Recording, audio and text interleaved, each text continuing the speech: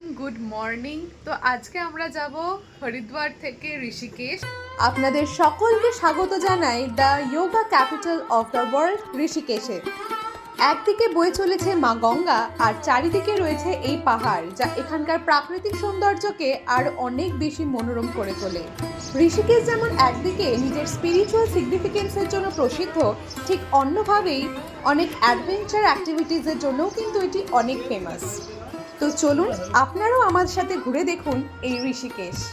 তো ঋষিকেশে যাব আমরা ঠিক করেছি যে লোকাল ট্রান্সপোর্টেই যাব। তো সেই কোন গাড়িতে যাব সেটা এখন আমরা খুঁজবো, তাই তো? হুম। এই যার একজন চা খাচ্ছে। তো এখন আমরা হরিদ্বারেই আছি। এখন বাজে সকাল প্রায় 9টা আর আমরা এখন বেরাবো। আপাতত খেতেই বেরাবো, তারপর যাব অটো বা টোটো বুক করতে। তো চলো দিনটা স্টার্ট করা যাক।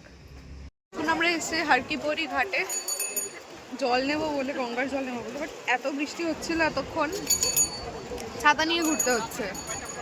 আজকে ঋষিকেশ যাওয়ার কথা আছে, ওখানে আমাদের হস্টেল বুকিং আছে। এবার জানি না কখন আমরা বেরাবো, কখন পৌঁছাবো।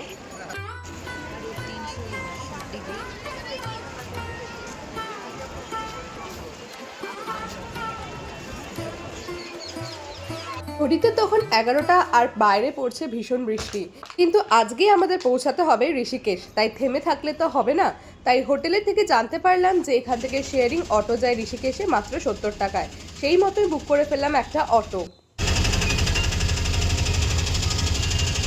তো এখন যাচ্ছি আমরা ঋষিকেশে। আর আমাদের হোটেলের সামনে থেকে একটা অটো পেয়েছি, 70 রুপিস করে নিচ্ছে পার পার্সন। তো প্রায় 1.5 ঘন্টা মতো, 1 থেকে 1.5 ঘন্টা মতো তো আমাদের লেগেই যাবে ঋষিকেশ পৌঁছাতে। তো দেখা হচ্ছে ঋষিকেশে।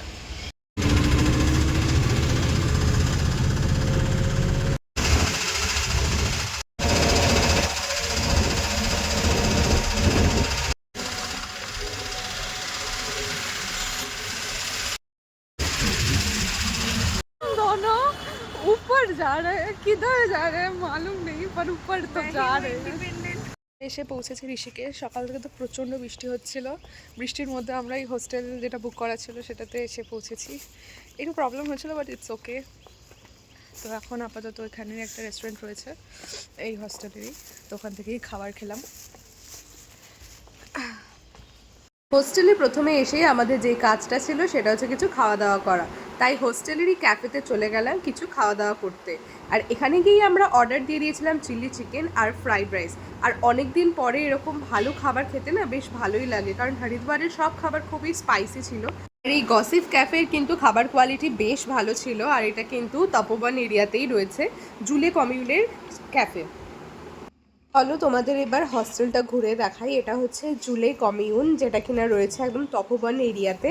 আর এইটা লোকেশনটা না সত্যিই খুব ভালো, মানে এখান থেকে রামঝুলা ওয়াকিং ডিস্টেন্সেই পড়ে। বাট সমস্ত জায়গায় কিন্তু তোমরা এখান থেকে ইজিলি পৌঁছে যেতে পারবে। তো আমি তো এখানে ডরমেটারি বুক করেছিলাম, আর আমার পড়েছিল per day per person 600 rupees করে। তো দুদিন যেহেতু ছিলাম তো 1200 রুপিস পড়েছিল। আর এখানে কি প্রাইভেট রুমও তোমরা বুক করতে পারো। তো এখানের জায়গাটা তো ভীষণই সুন্দর, আমার খুবই ভালো লেগেছে। আর ডরমেটরির ভেতরেরটা দেখাতে পাচ্ছি না, কারণ ভেতরে আরও লোকজন আছে। সো বাইরে থেকেই তোমাদের দেখাচ্ছি। এই জায়গার অ্যাম্বিয়েন্সটা এত সুন্দর লেগেছিলো যে এখানে কিছুক্ষণ টাইম কাটানোর পর আজকে আমরা বেরিয়ে পড়েছিলাম যে সাইট সিন ঘুরে দেখবো বলে। বেরিয়েছি সাইডটা ঘুরে দেখবো বলে, 4-5টা ঘুরবো। তো আমাদের এই হস্টেলটা না একটু ওপরে, মানে মেন রোডের থেকে একটু ওপরে। সকালবেলা যখন আসছিলাম বুঝতে পারছিলাম না, তো ওই সাইডে ভুল রাস্তায় চলে গেছিলাম। বাট এখন চিনতে পারছি। এখান থেকে রামঝুলা প্রায় কাছেই। দেখি এবার ওয়াকিং ডিস্টেন্সে কিনা। যদি ওয়াকিং ডিস্টেন্সের মধ্যে হয় তাহলে তো হেঁটেই যাব। এই রাস্তাতে নামতে তো সুবিধা, বাট উঠতে একটু প্রবলেম হয়। তার উপরে যখন লাগেজ ছিল আরও প্রবলেম হচ্ছিল। আর তার মধ্যে ছিল বৃষ্টি। এখন যেমন ওয়েদারটা ঠিক হয়ে গেছে, সকাল থেকে খুব বৃষ্টি আর ঠান্ডা ছিল। ঠিক আছে, তো আমরা হচ্ছে যে এখান থেকে হেঁটে গেলে খুব একটা প্রবলেম হবে না, কিন্তু আসার সময় উঠতে অসুবিধা হবে। তো আসার সময় আমরা লোকাল কোনো অটো টোটো করে নেব। এখন আপাতত হেঁটে হেঁটেই সাইডগুলো দেখতে দেখতে যাই।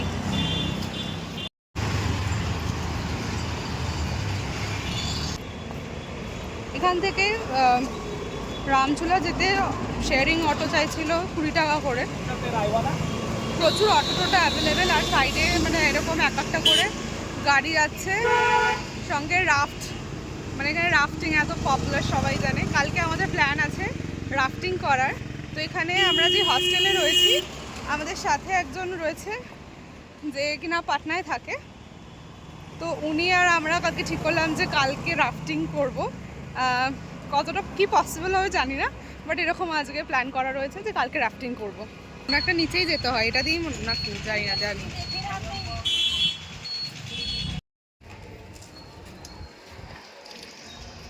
ঝুলা যাওয়ার রাস্তা, আর এখানে রয়েছে প্রচুর দোকান, এখান থেকে আমরা শপিং করলাম। তো চলো এবার রামঝুলা যাওয়া যাক। ওয়েদার এখন খুবই ভালো হয়ে গেছে, সকালবেলা যা খারাপ ওয়েদার ছিল আমরা তো ভাবলাম ঘুরতেই পারবো না। রামঝুলাতে আর এই ঝুলাটা না একটু নড়ছে,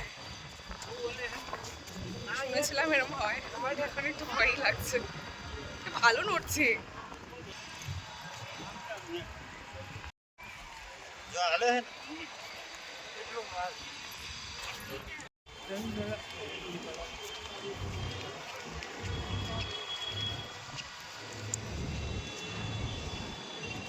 এখন আমরা আছি রামঝুলা ঠিক সামনে, গঙ্গার এই পাড়ে বসে আছি দুজন মিলে।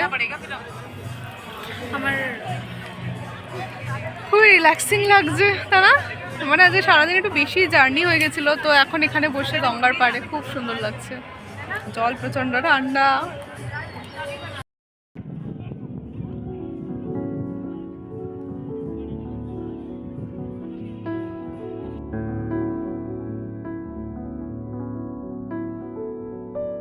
এখন আছি জানকী সেতুর সামনে,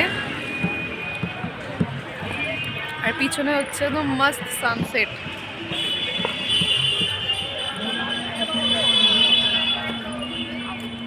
এখানে 6:30 থেকে লাইট শো হয়, সেটা দেখার জন্যই ওয়েট করছি। আর আমরা এসেছিলাম রামঝুলা দিয়ে জানকী সেতু পর্যন্ত মানে হেঁটে হেঁটে আসতে গেলে কিন্তু গীতা ভবন, পরমাদ নিকেতন এগুলো সব মাঝখানেই পড়ে। এছাড়াও প্রচুর খাবারের দোকানও আছে। আমি আমার ফোন দিয়ে ভিডিও করতে পারছি না, ব্লগ বানাতে পারছি না, আমার ফোনে চার্জ চলে গেছে। তার জন্য সোনাদিদির ভিডিও এই ফোন দিয়ে যতটুকু পারছি ততটুকু করছি। কালকে দেখানোর চেষ্টা করব সকালবেলাতে। এখন এই মনে হচ্ছে এখনই শুরু হবে।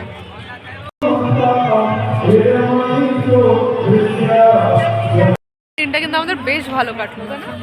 আজকে আমাদের দিনটা খুব ভালো কেটেছে। একটু ঋষিকেশে আসতে একটু প্রবলেম হয়েছিল বৃষ্টির জন্য, বাট এখন তারপর থেকে তো ওয়েদার খুবই ভালো রয়েছে। আমরা যে হস্টেলে রয়েছি হস্টেলটাও বেশ ভালো রয়েছে। এছাড়া এখানেও আমাদের রাস্তায় কোনো প্রবলেম হয়নি, লোকাল ট্রান্সপোর্ট অ্যাভেলেবেল রয়েছে। তো সব মিলিয়ে একদম পারফেক্ট দিন, এবং দিনের শেষটা হচ্ছে এত সুন্দর একটা সানসেট ভিউ দিয়ে। করে আবার নিজের হস্টেলে ফিরে এসেছি। এরকম হচ্ছে এরিয়াটা রাতের বেলায়। চলো তোমাদের দেখাচ্ছি। আজকে খুব সুন্দর ঘুরেছি আমরা। এখান থেকে রামঝুলা হেঁটে গেলে প্রায় 10 মিনিট মতন পরে, আর হাঁটতে কোনো সমস্যা হবে না বিকজ ঢালু এরিয়া, তো হেঁটে আরামসে যাওয়া যাবে। আর যদি চাও তাহলে এখান থেকে শেয়ার অটো করলে 20 রুপিস পার পারসন লাগে। তো আমরা তো হেঁটে গেছিলাম, তখন ভিডিওটা করতে পারিনি ঠিকঠাক, কারণ ফোনে চার্জ ছিল না, তাই এসে এখন এখানে বলছি কালকে যদি পারি তো দেখাবো তোমাদেরও। তো ওখানে রামঝুলা থেকে নেমে রামঝুলা ক্রস করলে ওই সাইডে পরমাদ নিকেতন, গীতা ভবন সব পরপরই রয়েছে, ওগুলো অবশ্যই দেখতে পারো। তো চলো এই জায়গাটা আগে দেখাই তোমাদের। হচ্ছে গসিপ ক্যাফে, যেটা জুলে কমিউনের ক্যাফে, আর এটা হচ্ছে সামনে জুলে কমিউন যেটাতে আমরা রয়েছি। আমরা প্রত্যেকটা জায়গায় যেখানে থাকবো সেটা সব এরকম রুমের নাম রিভারের নাম অনুযায়ী, যেমন আমরা রয়েছি যমুনাতে, আর এই সাইডে রয়েছে বড় বড় দুখানা রুম, এটা হচ্ছে মন্দাকিনী অ্যান্ড ভাগীরথী। যারা গ্রুপে আসছে তারা তো থাকতে পারে এখানে। আর এই সাইডে ওখানে রয়েছে অলকানন্দা এটসেট্রা।